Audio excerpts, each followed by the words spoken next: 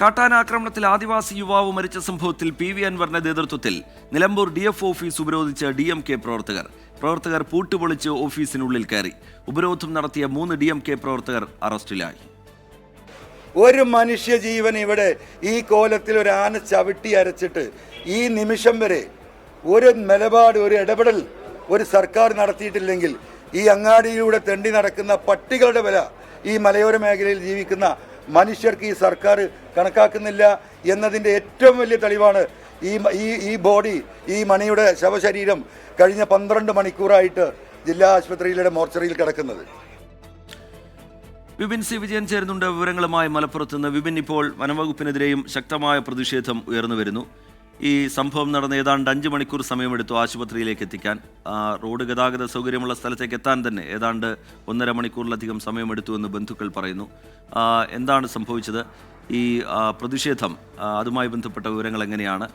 ഈ കുടുംബത്തിന് ഈ സാമ്പത്തിക സഹായം നൽകുക എന്നുള്ളത് ഒരു പരിഹാരമല്ലെങ്കിൽ കൂടി ഒരു ആശ്വാസം എന്നുള്ള നിലയിൽ അതിൻ്റെ ആദ്യ ഗഡു എപ്പോഴേക്ക് കൈമാറും വിപിൻ? രജിത്ത്, ഇപ്പോൾ നിലമ്പൂർ ജില്ലാ ആശുപത്രിയിലാണ് ഉള്ളത്. ഇവിടുത്തെ പോസ്റ്റ്മോർട്ടം നടപടികൾ ഏറെക്കുറെ പൂർത്തിയായിരിക്കുന്നു. അല്പസമയത്തിനകം തന്നെ മൃതദേഹം വിട്ടുകൊടുക്കും. അപ്പോൾ ഈ ചോലനായ്ക്കരുടെ ഒരു ആചാരപ്രകാരം ഈ ആന ആക്രമിച്ച ആ ഒരു പരിസരത്ത് തന്നെയായിരിക്കും പിന്നീട് അതിൻ്റെ സംസ്കാര ചടങ്ങുകളൊക്കെ നടക്കുക. ഇപ്പോൾ അറിഞ്ഞത്, ഇപ്പോൾ പി.വി. അൻവർ ഉൾപ്പെടെയുള്ളവർ ആ പ്രദേശത്തേക്ക് പോവുകയും ഈ സംസ്കാര ചടങ്ങിൽ പങ്കെടുക്കും എന്നുള്ളതാണ് പറഞ്ഞിരിക്കുന്നത്. ഇപ്പോൾ ഇന്ന് ഈ വന നിയമ ഭേദഗതിക്കെതിരെ പി.വി. അൻവറിൻ്റെ യാത്രയുടെ സമാപനം നടക്കേണ്ടതായിരുന്നു. ഇതും മാറ്റിവെച്ചിട്ടുണ്ട്.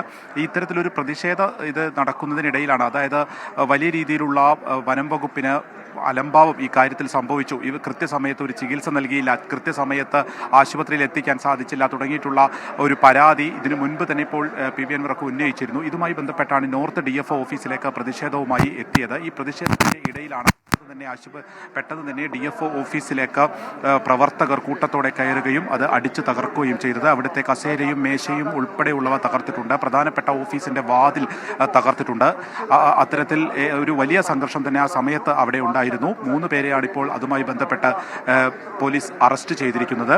തുടർന്ന് ഇപ്പോൾ ജില്ലാ ആശുപത്രിയിലേക്ക് കാൽനടയായി DMK പ്രവർത്തകരും പി.വി. അൻവറും എത്തുകയും തുടർന്ന് ഇവിടെ എത്രയും വേഗം പോസ്റ്റ്മോർട്ടം നടപടികൾ പൂർത്തിയാക്കണമെന്നൊക്കെ പറയുകയും ചെയ്തു. DFOയും എത്തിയിട്ടുണ്ട്. ഉൾവനത്തിൽ വെച്ചാണ് ഈ ആക്രമണം നടക്കുന്നത്. അതുകൊണ്ട് തന്നെ അവിടെ നിന്ന് അത് പുറത്തേക്ക് അറിയാൻ തന്നെ, അതായത് സഹോദരൻ അറിയാൻ തന്നെ ഏകദേശം 2 മണിക്കൂർ എടുത്തു. 6:45 അപകടം നടന്നതിന് ശേഷം 8:30 കൂടിയിട്ടാണ് സഹോദരൻ ഈ വിവരം അറിയുന്നത്.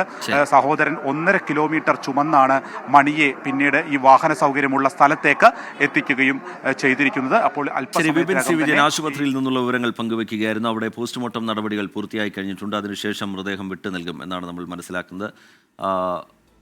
മണി എന്ന ചെറുപ്പക്കാരനാണ് കാട്ടാനാക്രമണത്തിൽ ജീവൻ നഷ്ടമായിരിക്കുന്നത്.